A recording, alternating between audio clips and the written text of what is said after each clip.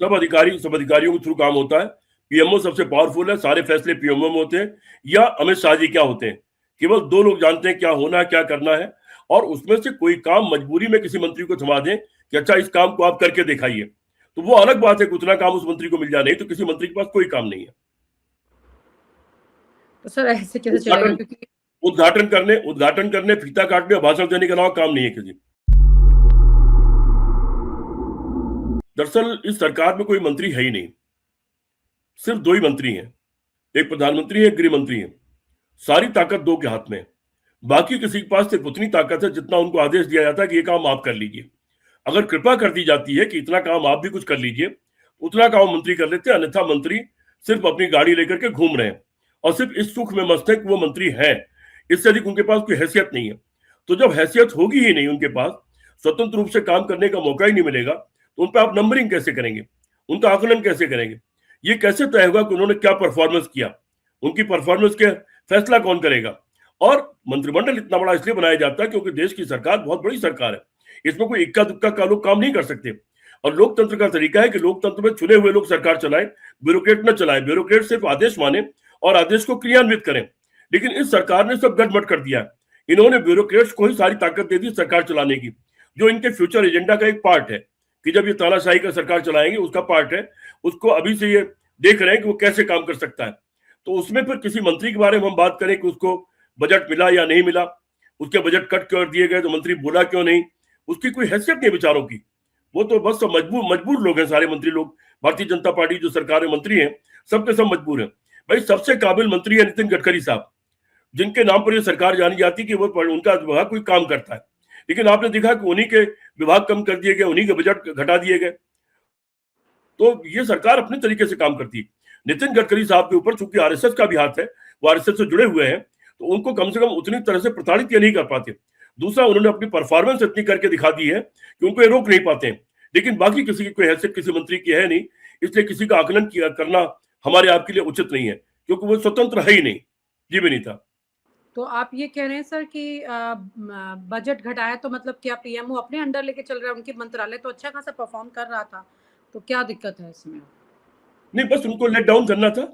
नितिन गडकरी साहब क्योंकि बहुत पॉपुलर हो रहे थे, इसलिए उनको लेट डाउन करना था। लेकिन एक सीमा से ऊपर लेट डाउन कर नहीं सकते थे, क्योंकि संघ का हाथ भी उनके साथ है, तो उससे ज्यादा नहीं कर पाए। लेकिन उन्हीं के मंत्रालय में सीनियर ऑफिसर हैं जो एनएचएआई के चेयरमैन भी हैं, आईएएस जो है 95 बैच के संतोष यादव, उनको तो कोई बड़ा पद भी मिलने वाला है।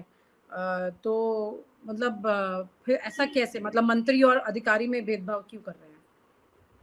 नहीं, मैंने पहले ही कह दिया ये सरकार अधिकारियों के बूते पे चल रही है। मैंने पहले ही कह दिया कि भारतीय जनता पार्टी और आरएसएस का जो इरादा भविष्य में अगर इनका पूर्णकालिक बहुमत आ जाए और पूर्ण सरकार इनके अकेले की चलानी पड़े, जिसको फांसीवादी सरकार शब्द में बार बार इस्तेमाल कर रहा हूं, उनका जो वो तरीका, उसका जो उनका सिस्टम है, वो सिस्टम यही है कि तानाशाह होंगे, ब्यूरोक्रेट नाम की चीज होगी जो इनके हाथ की कठपुतली होगी, जो इनके आदेश पर चलेगी। उनके साथ पैरेलल आरएसएस के कार्यकर्ताओं को भी उन्हीं के साथ पदाधिकारी बना दिया जाएगा और वो उनके ऊपर निगाह रखेंगे और वो उनके साथ पैरेलल निर्णय लेंगे। तो उस तरह की व्यवस्था इनके दिमाग में है। उसी को इस्तेमाल करने के लिए प्रयोग के तौर पर ये अभी से उसका काम कर रहे हैं कि क्या हम मंत्रियों को बाईपास करके, संसद को बाईपास करके, संस्थाओं को बाईपास करके हम सरकार चला सकते हैं कि नहीं चला सकते हैं। ये इनका उस भविष्य का योजना का प्रयोग मात्र है। इसको मान के चलिए कि ये प्रयोग कर रहे हैं। जी विनीता। मतलब आप ये कह रहे हैं सर कि मंत्रालयों में जो अधिकारी हैं उनसे डायरेक्ट पीएमओ टच में रहता है, अपने काम कराते हैं, अमित शाह टच में रहते हैं, अपने काम कराते हैं, और जो मंत्री हैं उनको कोई लिबर्टी नहीं है अपने बजट को इस्तेमाल करने की, ढंग से काम करने की, आप ये कह रहे हैं सर? जी बिल्कुल लिबर्टी नहीं है, केवल तो दो लोग हैं। क्योंकि खबरें ये भी आती है कि ऊपर पूरी रिपोर्ट अधिकारियों के थ्रू ही मंत्रियों की जासूसी के तौर पे, अब तो स्ट्रेट जासूसी की जरूरत भी नहीं है, क्योंकि यहाँ पे तो क्लियरली अधिकारी जाकर के सब बता देते हैं। सब अधिकारियों के थ्रू काम होता है। पीएमओ सबसे पावरफुल है, सारे फैसले पीएमओ में होते हैं, या अमित शाह जी क्या होते हैं। केवल दो लोग जानते हैं क्या होना है, क्या करना है, और उसमें से कोई काम मजबूरी में किसी मंत्री को थमा दें कि अच्छा इस काम को आप करके दिखाइए, तो वो अलग बात है कि उतना काम उस मंत्री को मिल जाए, नहीं तो किसी मंत्री के पास कोई काम नहीं है। तो सर ऐसे कैसे चलेगा, क्योंकि उद्घाटन करने, फीता काटने और भाषण देने के अलावा काम नहीं है किसी। क्योंकि राजनाथ सिंह जी रक्षा मंत्री है, लेकिन मुझे लगता है कि उनके पास सिर्फ सलामी का अधिकार है कि वो सलामी ले लेते हैं, बाकी सारे फैसले पीएमओ करता है। तो सर ऐसे कि बहुत सारे ऐसे मंत्रालय हैं जिनकी आज बहुत ज़्यादा ज़रूरत है एक्टिव होकर काम करने की। मतलब जो बिल्कुल स्ट्रेट टू एनवायरनमेंट जुड़े हुए हैं, मामले ऐसे हैं। नहीं, इंफ्रास्ट्रक्चर के मामले हैं, ग्रामीण विकास के मामले हैं, एजुकेशन का मामला है, हेल्थ का मामला है, साइंस एंड टेक्नोलॉजी का मामला है। इस तरह के तमाम मंत्रालय हैं जिनकी बहुत जरूरत है। इंडस्ट्री है, इंडस्ट्री का बहुत बड़ा रोल है। मैंने आपके किसी डिबेट में शायद कहा था, ब्लू कॉलर जॉब के बारे में बात की थी मैंने, और मैंने कहा था कि सर्विस सेक्टर खत्म होता जा रहा है, एआई बढ़ेगा, सर्विस सेक्टर निपटेगा, उसकी हाँ, नौकरियां कम होगी। अगर बहुत एडवांस में बहुत तेजी के साथ इंडस्ट्रियलाइजेशन के बारे में हमने नहीं सोचा, चाहे वो फैक्ट्रियां छोटी छोटी लगे, एमएसएमई टाइप की क्यों ना लगे, अगर उसका हमने बहुत तेजी के साथ जाल नहीं फैलाया तो भारत बहुत गहरे संकट में फंस जाएगा।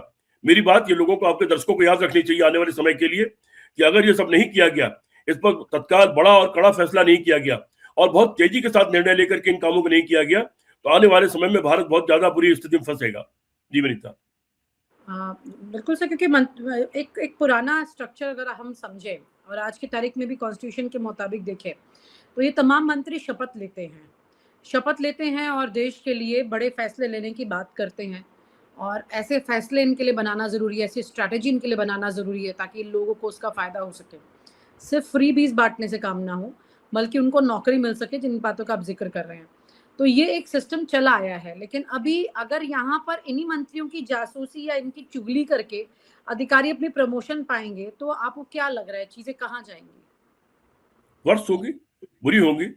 और विनीता जी, अभी आपने जो फ्रीबीज की बात किया, 80 करोड़ लोगों को, 140 करोड़ में से 80 करोड़ लोगों को 5 किलो अनाज दिया जा रहा है। किस लिए दिया जा रहा है? नकारा बनाने के लिए। गांव में लोगों को लेबर नहीं मिल रही है, खेती करने के लिए मजदूर नहीं मिल रहे हैं। 80 करोड़ लोगों को मुफ्त अनाज दिया जा रहा है, और वो अनाज इतना ज्यादा होता है कि वो बैठ के खाना खा रहे हैं, और अनाज बच जाता है उसको बेच के शराब पीने लगते हैं। ऐसे तमाम लोगों को हम जानते हैं, हम लोग ऐसे तमाम लोगों को देखते हैं जो आते हैं और इधर अनाज बेचते हैं, उधर शराब की दुकान पर चले जाते हैं। तो आखिर हम समाज को बना क्या रहे हैं? अरे उनसे मेहनत कराते, मेहनत करा के मेहनत कराने के बदले वो 5 किलो अनाज दे देते। कोई सड़क बनवाते, कोई पुल बनवाते, कोई और बनवाते, कोई पुलिया बनवाते, कोई नई नहर बनवाते। बहुत साल से नई नहरों की खुदाई नहीं हुई है। पुरानी नहरें जो, जिनको हर साल गर्मी, जब पानी नहीं हुआ करता था, बारिश का टाइम नहीं होता था, उसके पहले उनको गहरा किया जाता था, उनकी मिट्टी निकाली जाती थी। नाले जो बहते थे, एक नदी का छोटा रूप मान लीजिए ग्रामीण इलाकों में, उनकी गहराई बढ़ाई जाती थी, तालाबों की गहराई बढ़ाई जाती थी। मेरे खुद के गांव में 3 तालाब हैं, और वो तीनों सूखे हो गए, बिल्कुल बराबर आ गए, करीब करीब ऊंचे हो गए वो, और तालाब में पानी नाम की चीज ही नहीं है। उन तालाबों के कारण गांव का पानी का स्तर बहुत अच्छा होता था, हाई लेवल, उसका लेवल बहुत ऊंचा होता था। उनके कारण गाय भैंसों को बहुत मदद मिलती थी। लेकिन वो सारे काम बंद है। अगर ये 80 करोड़ लोगों को अगर इन सारे प्रोडक्टिविटी वाले काम में लगाया जाता, इस तरह के मतलब विकास के कामों में, और ये सारे तालाब गहरे करा दिए जाते, कुएं जो बंद है उनको खोल दिया जाता, नहरें बना दी जाती, पुरानी नहरों को गहरा करके चौड़ा कर दिया जाता, पुराने तालाबों जो नाले बहते, नाले का मतलब गंदे नाले नहीं, पानी वाले नाले, उनकी गहराई फिर से बढ़ा दी जाती, उनको चालू कर दिया जाता। तो उससे कुल मिला के सिंचाई उचाई की व्यवस्था अच्छी होती, बिजली का खर्चा थोड़ा कम हो जाता, और पानी का लेवल अच्छा हो जाता। वो सारा काम करने, दूरदृष्टि से वो सारा काम करने के बजाय मुफ्त में बैठ करके अनाज अब क्यों खिला रहे हैं आप? मुफ्त खोर क्यों बना रहे हैं अपने, जो आप इतनी बड़ी आबादी को, और उनको नकारा क्यों बना रहे हैं?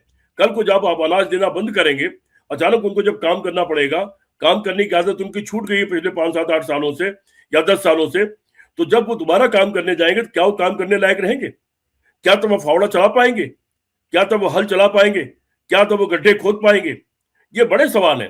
लेकिन भारतीय जनता पार्टी को भारत देश के भविष्य से कोई लेना देना नहीं है, यहाँ के गरीबों का भविष्य से कोई लेना देना नहीं है। इनको सिर्फ चुनाव और वोट से मतलब है, और उसके लिए ये सारी इस्तेमाल कर रहे हैं।